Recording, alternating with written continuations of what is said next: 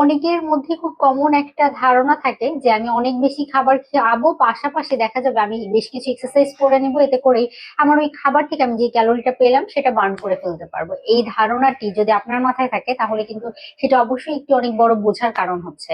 কারণ ধরেন যদি একটা কিটক্যাট, মাঝারি সাইজের একটা কিটক্যাট খাই, সেখান থেকে আমরা 500 কিলো ক্যালোরি খাই, মানে 500 কিলো ক্যালোরি খাদ্য শক্তি পাচ্ছি। এই ক্যালোরিটা বার্ন করার জন্য আপনার 3.5 ঘন্টা পর্যন্ত হাঁটতে হবে, 3 থেকে 3.5 ঘন্টা হাঁটতে হবে বা দৌড়াতে হবে। তো সেই ক্ষেত্রে যেটা কিন্তু অনেকের ক্ষেত্রেই অসম্ভব। তো আমরা অনেকে আসলে মনে করে থাকি যে আমি অনেক বেশি খাবার খাবো, পাশাপাশি অনেক এক্সারসাইজ করব, এতে করে আমার অতিরিক্ত ক্যালোরি বার্ন করে ফেলতে পারবো। এই ধারণাটা যদি থাকে তাহলে আমি বলবো ডায়েটের বিকল্প এক্সারসাইজ কখনোই হবে না।